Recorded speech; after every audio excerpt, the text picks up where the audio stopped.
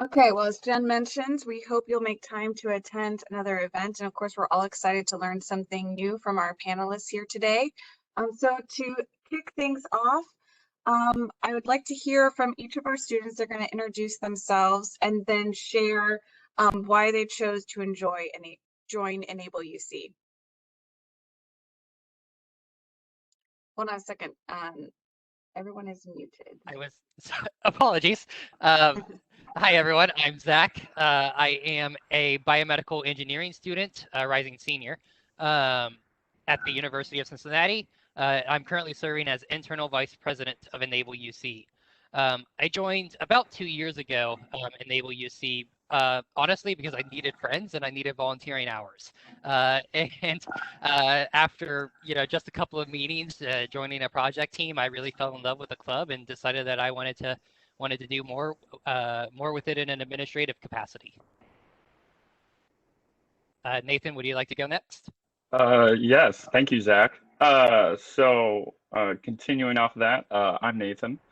I'm a fourth-year finance student with the Linder College of Business, and I am the current treasurer with EnableUC. I've been the treasurer for 2 years now. Joined around the same time Zach did.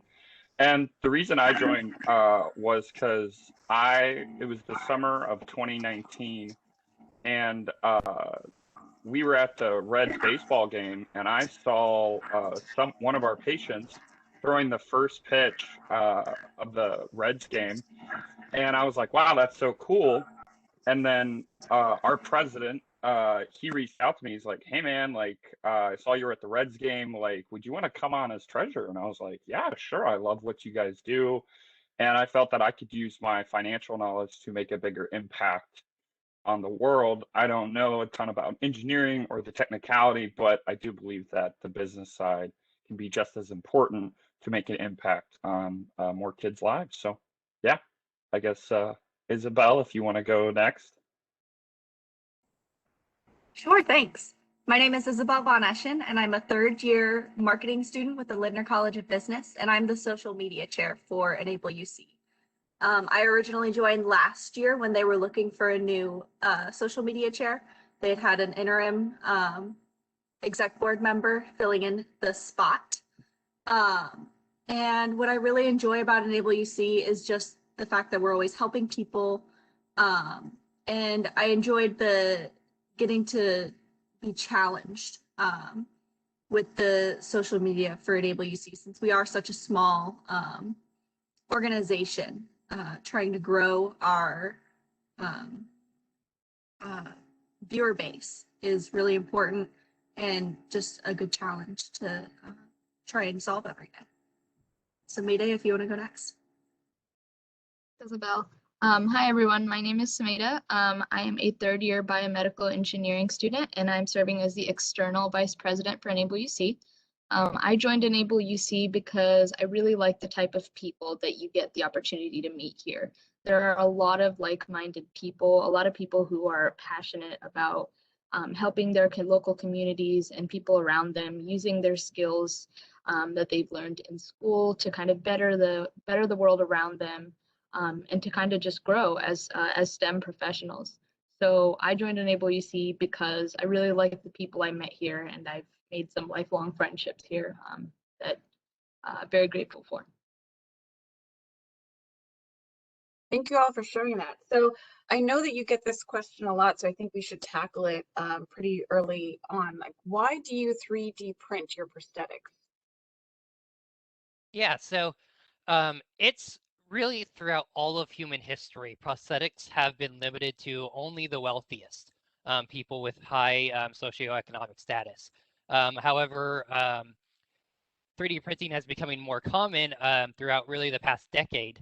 And the benefits that it provides is that pretty complex devices can be printed and assembled within a day for just a handful of dollars is really. I think we takes maybe $20, $30, $40 for a prosthetic. So it's pretty, it's very cheap and it's affordable. And this is particularly important for kids who, as I mentioned, prosthetics are extremely expensive. Modern ones can be tens of thousands of dollars.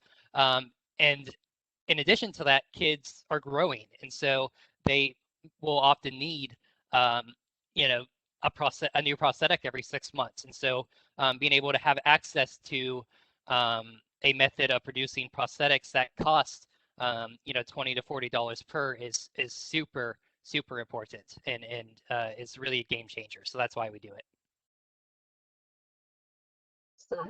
Samira, could you share a little bit about how long EnableUC has been serving clients? Yeah, so we were able to start about 5 years ago as an engineering organization, and we've been able to serve clients since then. It's been a really fantastic experience. We've been able to branch out to from clients, you know, in the local Cincinnati area to across the state, across the country, and we've actually been able to go international this past school year. So really awesome to see how well the organization has grown, and hopefully it keeps growing. So absolutely. How many members are a part of the organization? And if you could also share, and this goes to anyone, how many clients have been served since the group first formed? So I guess two-parter question. Yeah, so how many members are a part of our organization? Right now we have 202 general members in our roster, and we have, I think, a minimum of 5 active projects at a time. So we're really fortunate to have a lot of very active, very excited students that are interested in taking part as many projects as possible, and doing as much as they can to not only empower themselves through their skills and growth, but also to empower our clients, both within the United States and outside. Yeah, and I'll add on to that really quick. We're extremely fortunate that even during this virtual semester, we've had about 30 general body members consistently attending, which is awesome. But in terms of how many clients we served, probably in excess of 50. We've worked directly with in the ballpark of 10 clients with ourselves. And then we've had partnerships through, for instance, the Toro College of Medicine up in New York. A couple of years ago, we were working with them where they were sending us CAD files of occupational therapy devices that would help their patients go about their daily lives. And so they send us the CAD files, we 3D print them for them and assemble them and ship them off back to them. So we estimate that we've worked within the ballpark of 50 different clients throughout our 5 years. I think it'd be interesting too to learn a little bit more about how much each prosthetic costs to make. I know that one of the missions of your group is that you are providing these prosthetic and medical devices, assistive devices, for free, no cost to the client. So how much does it cost the group to make something like this, one of these prosthetics?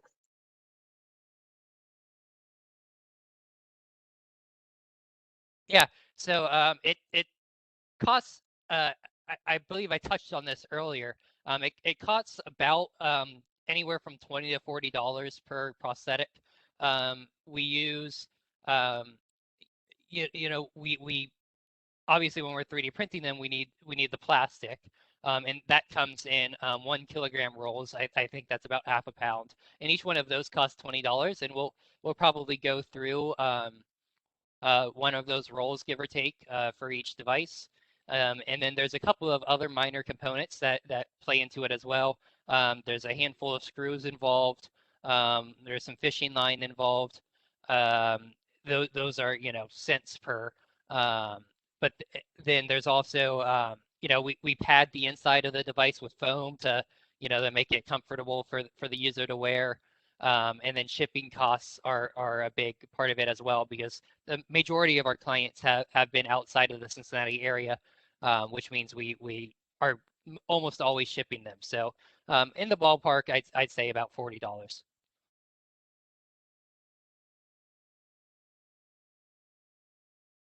And I think, if you could share, like, how do clients find you, or how do you find clients? How are you finding the people that need the assistance? Great question. So we are very fortunate to have received media attention in the past for some of the work that we've done. So we do sometimes have clients find us. They'll find us on social media. They'll find our webpage and use our contact form to kind of inquire about whether we can make a prosthetic for them or not. Usually the answer is yes. In the cases where we do our own outreach, we've been very blessed to be able to do a lot of outreach this year.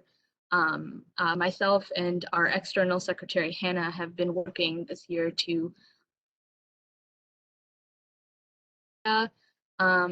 public buildings like libraries and other areas that interact a lot with families, particularly families who might be disadvantaged in healthcare, may not have access to the best healthcare because they could benefit from our services the most. So it's kind of like a mix of them reaching out to us or us doing outreach through different organizations in the area. And I would say it's been pretty successful so far. And that kind of goes right into my next question. Once you've connected with the client, what is the process for creating and fine-tuning the prosthetic or device? Yeah, so well, usually the first thing that we'll do is we'll assemble a project team.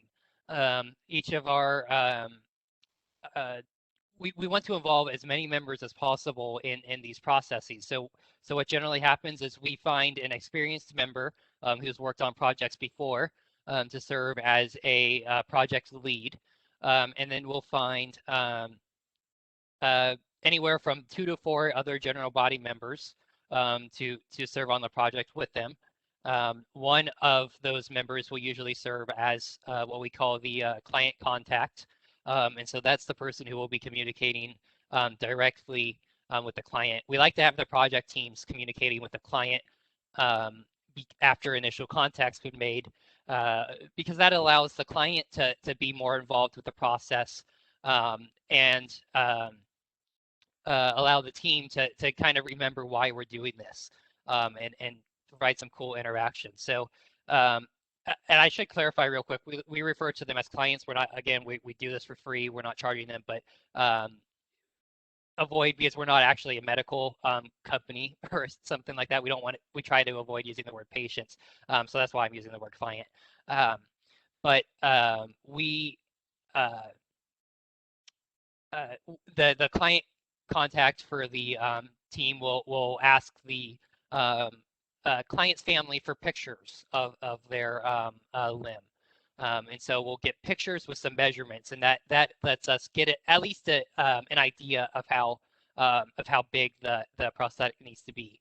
And so using the information that we're able to gather from those pictures, the project team will print off the main fitting components at a size that we think is best, and then a size that's about 3% larger and 3% smaller, to give them options to pick out what's comfortable. So they'll fit those devices with some foam, and then ship the prototypes out to them. The client will then try them on and let us know which they believe fits them best, and from there the project team will print off and assemble the final device and ship it off to them from there.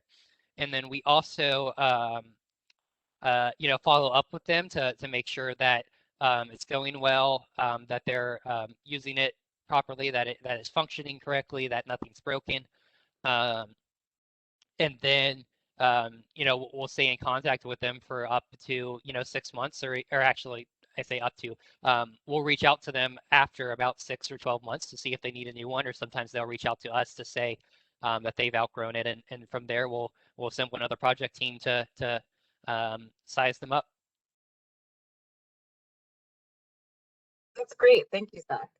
Um, I'm curious to hear from two of our non-engineers on the panel, and maybe Isabel, you can share, Sumeda talked a little bit about getting the word out. What has been the biggest challenge in marketing EnableUC and trying to get more people aware of the work that the group is doing?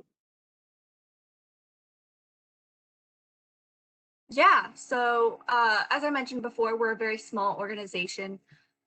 We only have about 200 people following us at the moment on our various platforms. So I think the hardest thing has just been reaching the correct people. A lot of our followers are students, especially students that are involved with the organization.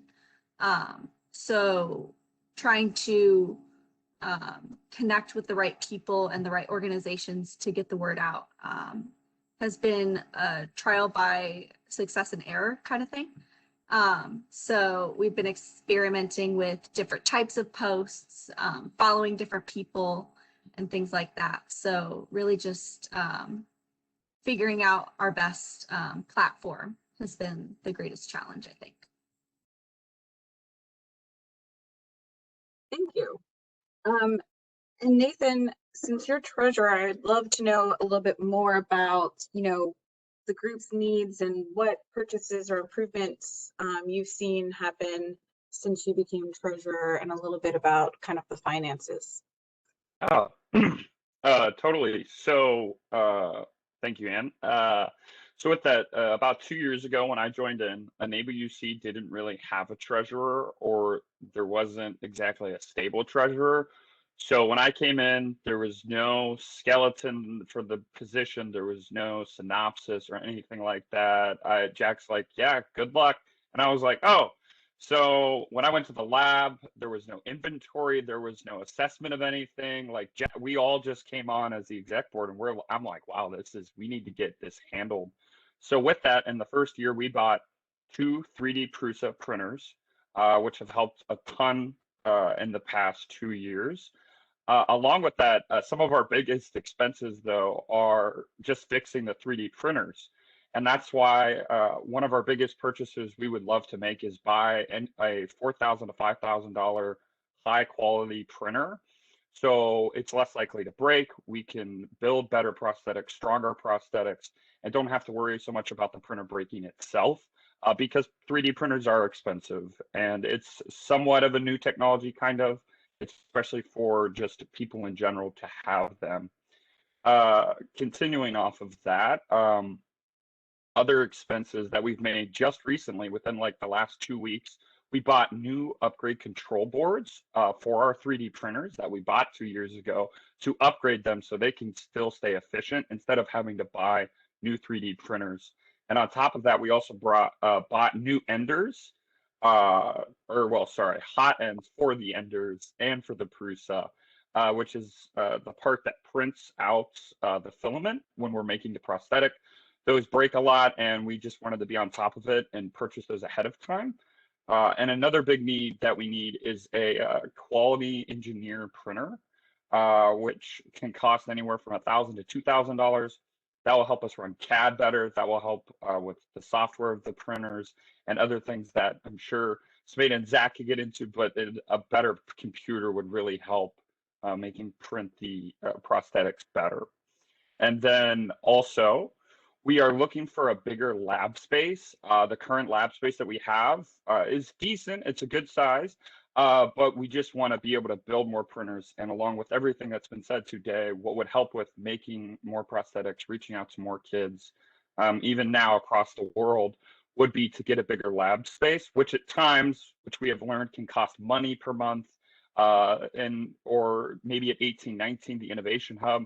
Sometimes some of the bigger rooms you have to pay money, or it's very difficult to get those rooms, or to just get a room in general on campus. And it would be great to get a lot of help with that. Or if we could have the current lab we have and another room that's like a similar size, but 2 labs would be great. And that's kind of for the past 2 years, the big purchases and then recent purchases. But yeah, your support is always wanted for sure. Thank you, Nathan.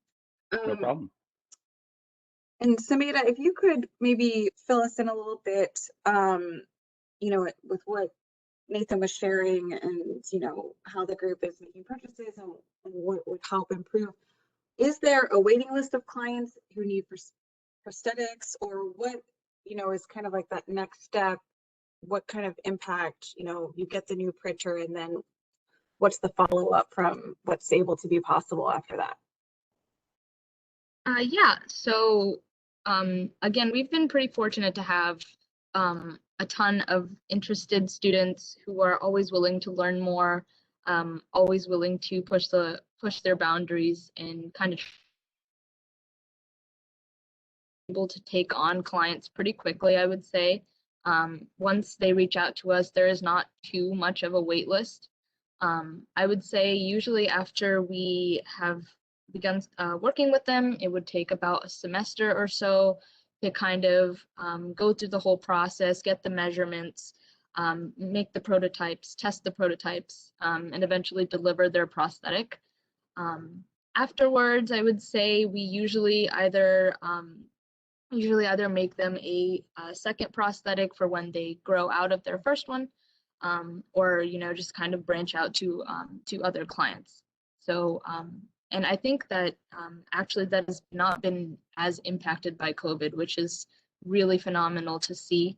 You would expect that with COVID, it would be hard to make prosthetics and hard to serve clients and get things moving. But our general body members are just so fantastic. Being able to commit time to EnableUC and all these clients, and kind of helping them get the prosthetic that they deserve. So yeah. That is great and an unexpected positive.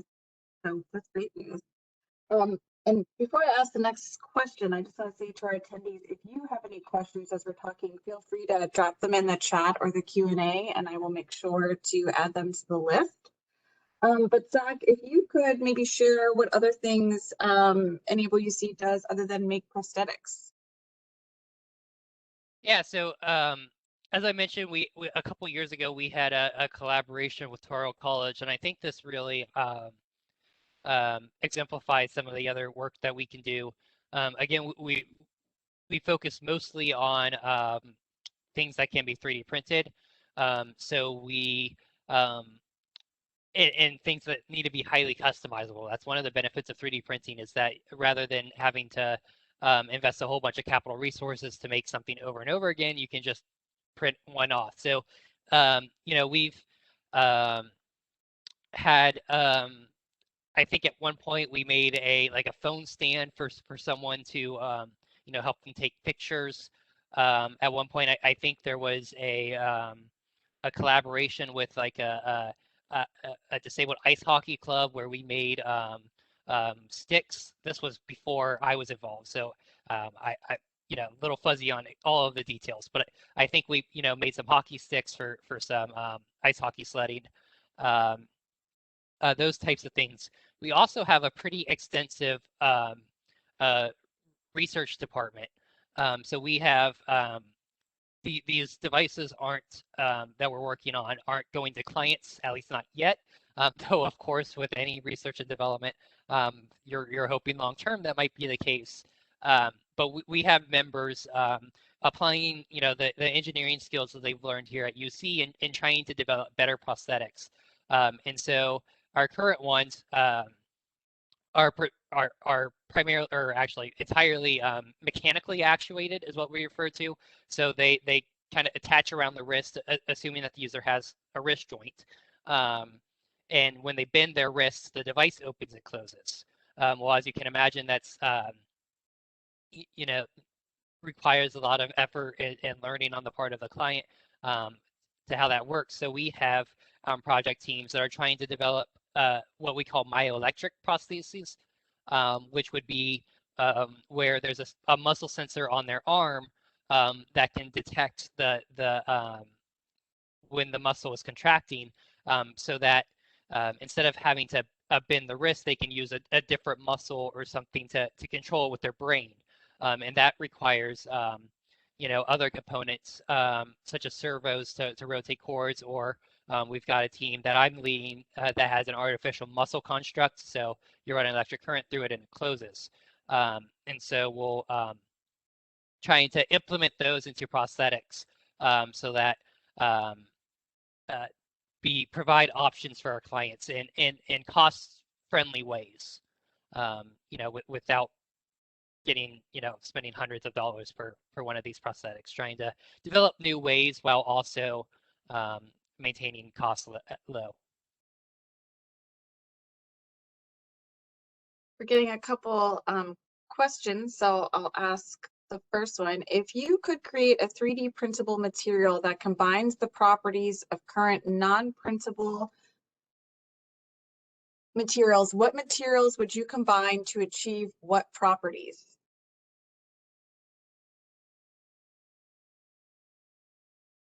Yeah, that's an interesting question. One of the our devices are plastic, so so far we have never heard of any pieces breaking, but that's always a possibility with plastics. So we are investing or planning to invest, I should say, resources into investigating stronger materials. There are some that exist. Like for instance, there's polycarbonate composite filament. So our current plastic with some very strong polycarbonate fibers integrated to increase its strength.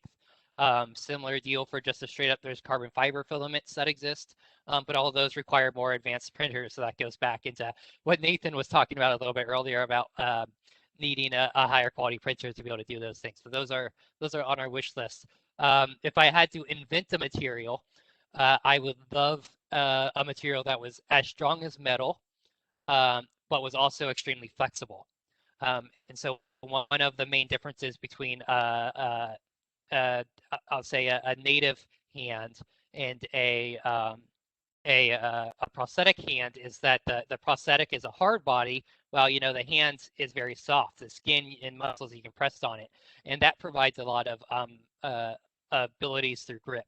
And so being able to have a material that is both extremely strong and durable, and able to fit within a form, but also have some be able to deform a little bit to offer those grip properties.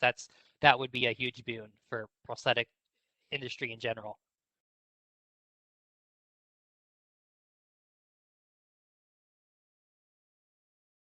Okay, and another question we have is, what ages do you develop prosthetics for?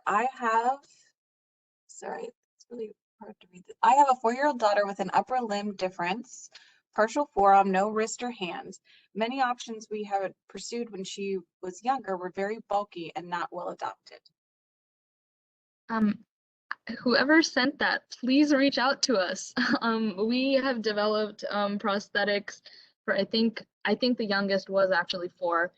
We have done clients who are I think up to 22. So there's a wide range of people that we have had the fortune to work with. And I think for how you are describing your daughter's limb difference, there actually is a model. I'm pretty sure it's called Unlimited Arm elbow functionality. So the prosthetics can differ where if there's a type for wrist functionality, elbow functionality, and shoulder functionality. So this sounds like your daughter would be perfect for one of the models we have. Please reach out to us because that would be so exciting for us to help you out.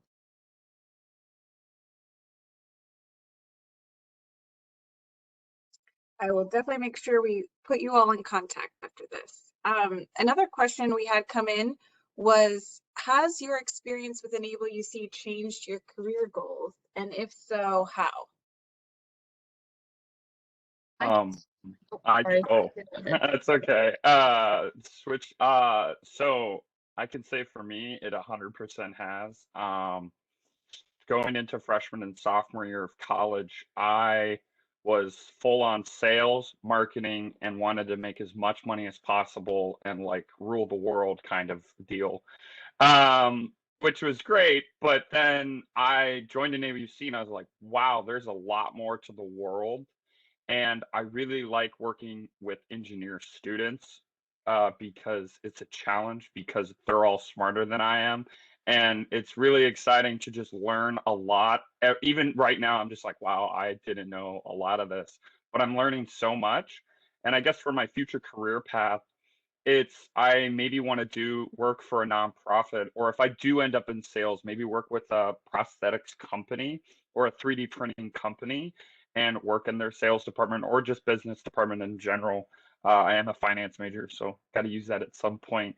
But I guess it made me want to do something bigger with my life than just try to make as much money as possible. So EnableUC definitely has had an impact.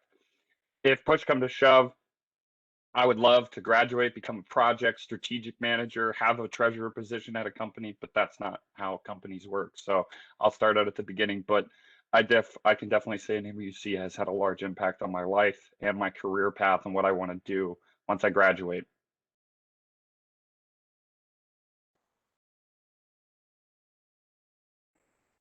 I would say EnableUC has also had a similar impact on me. I have a business analytics minor, and I originally wanted to go into marketing research or something along those lines, something a little more analytical. And I've discovered that I really enjoy doing social media and the creative problem solving aspects of figuring out how to reach the right people to spread the word about our mission and values. And I would say that I'm also very interested in working with a nonprofit one day. I've actually been in contact with several nonprofits about summer internships. So it's definitely had an impact on how I view my work and how I value feeling important and doing good in my community.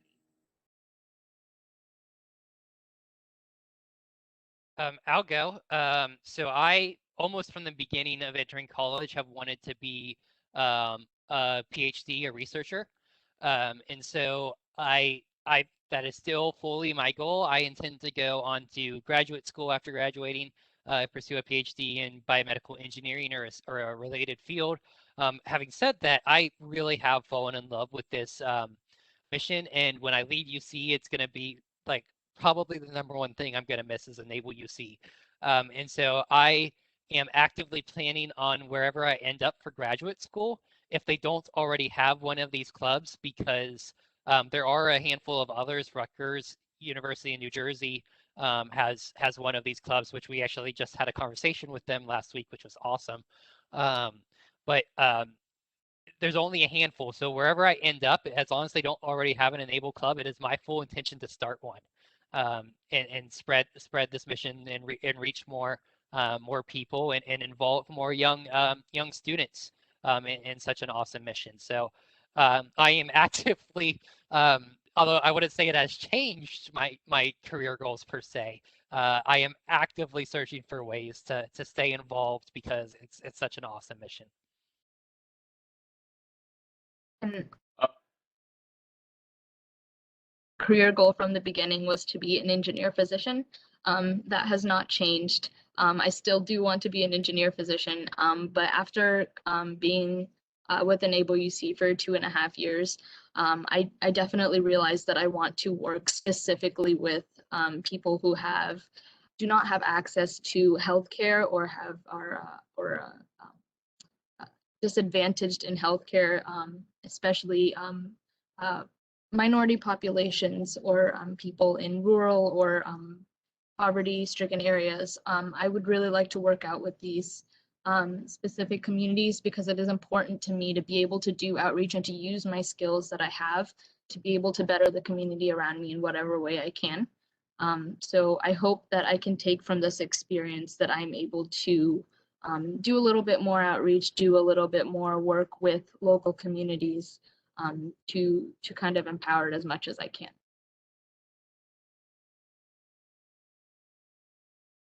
Thank you all. It's really fascinating to hear how being a part of this organization has influenced, the trajectory of what you're going to do post-graduation.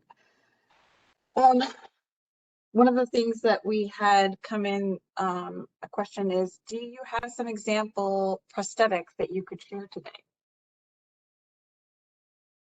I can I I can go get one if you give me about 30 seconds. I realized I forgot to bring it to my space. Absolutely. We will wait for you, Zach. And while we're waiting for Zach to get back, maybe Samita, you could touch on if you guys work with any organizations or only individual clients. Yeah, absolutely. So Zach did talk about this a little bit ago, but we've been really lucky to work with some different organizations, both in the Cincinnati area and outside as well. So in the Cincinnati area, we've had organizations like the VA, which is about like 5-minute walk from our campus, the UC Biomedical Engineering Department, as well as other engineering departments, the UC College of Medicine, but also as we go out of Cincinnati, we've had the Touro College of Medicine up in New York, and the Cincinnati Reds, when we worked with them to have one of our clients throughout the first pitch. So those are just a few of them. So it's definitely been great to work with organizations as well, because it allows us to have a greater impact on both our clientele as well as theirs. So hoping to expand that as we go forward.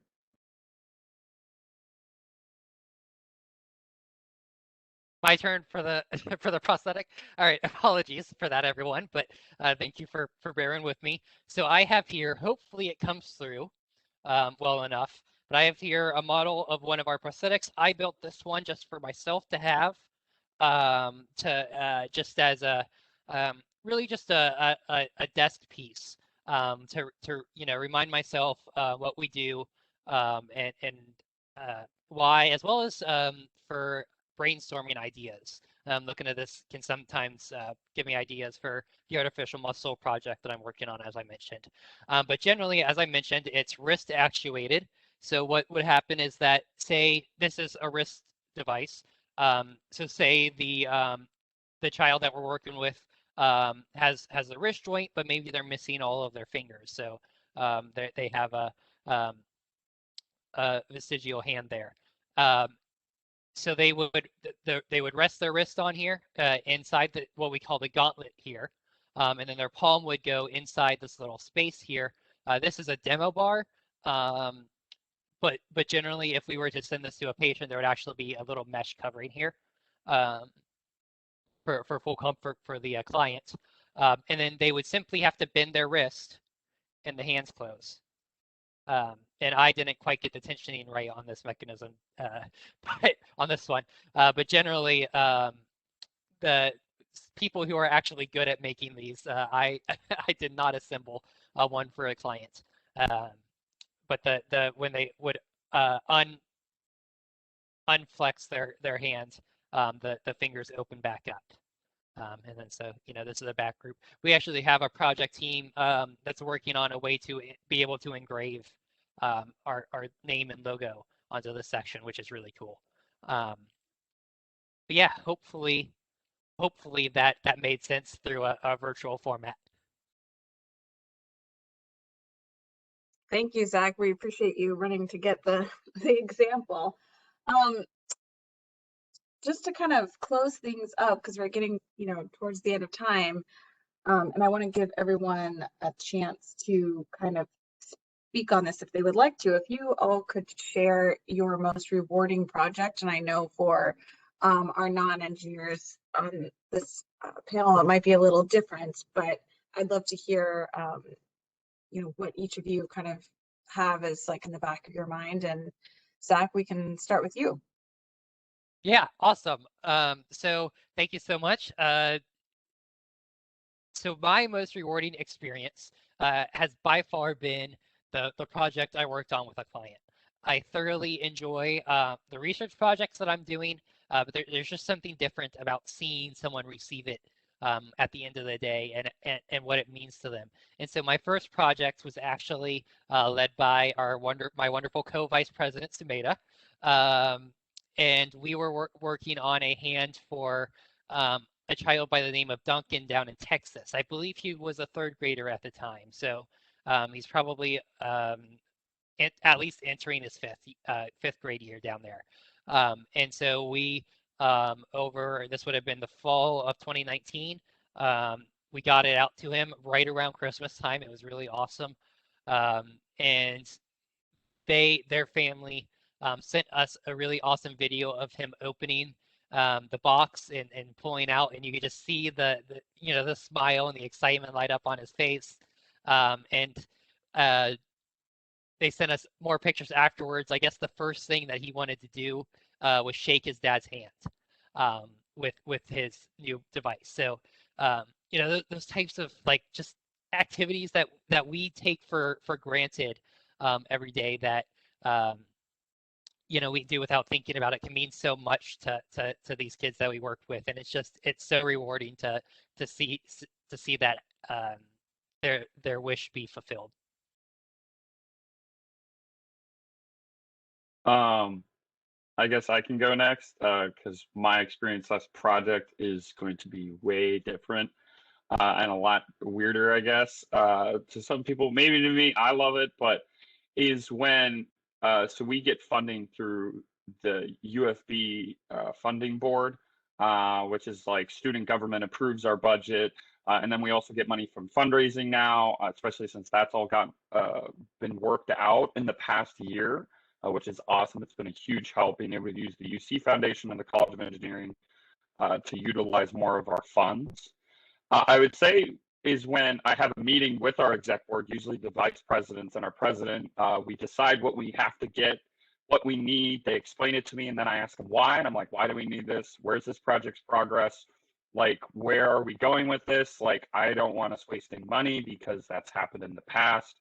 So I guess it's when the budget gets approved or we get all the items and everything. I'm just like, yes, this is great. Everything's approved. We're receiving all these items. And I know that this is going to help all the projects out, that I'm the man behind the closed door who is making sure that everything's funded, like all these hands of prosthetics. Like, I'm like, cool, like how much does this cost? Let me know literally every single detail about it so someone can get it. And then I'm like, oh, how many more clients can we reach out? Like maybe some prosthetic hands, we just can't make those or whatever. That's kind of my favorite experience / my just whole job of just making sure we get what we need, understanding that we can afford it, and that it gets to I love seeing the pictures and the videos. That's my favorite part too, of just like, oh, cool. It's nice to just feel that like I contributed that in a totally different way, what I did in a sense. So yeah, that's my favorite experience / project. Yeah. So I'll go next. I also have a non-traditional experience with our clients because I'm the social media chair. I haven't had the chance to work with a project group yet. And I think my most rewarding experience is definitely when the clients reach out to us via social media. I've talked to several potential clients over Facebook and things like that, and referred them to our exec board, to our contact page, which I have put in the comments for you all. But I would say the most rewarding part is seeing people going from asking questions about our organization and asking how we can help them to hearing about them in our exec meetings and getting progress photos sent to me to be posted on our social media pages. So I really see the progress from completely the start to the finish. And that's just really cool to see that happen right in front of me, and know that our students are the ones helping our community and helping other people. So. Awesome. And I can close out. So my answer, I would say, is a two-part answer. So definitely one of the most rewarding things is, like Zach mentioned, working directly with a client and watching the excitement on their face as they open that prosthetic. Watching Duncan wear his bright blue prosthetic arm and take it to school for show and tell and shake his dad's hand. So amazing, so wonderful to see and to know that we helped him, to help him feel a little bit better, was definitely a super rewarding experience for me. I would say another rewarding experience I had was being able to be in a position where I was able to guide other general body members to take on more roles directly working with clients.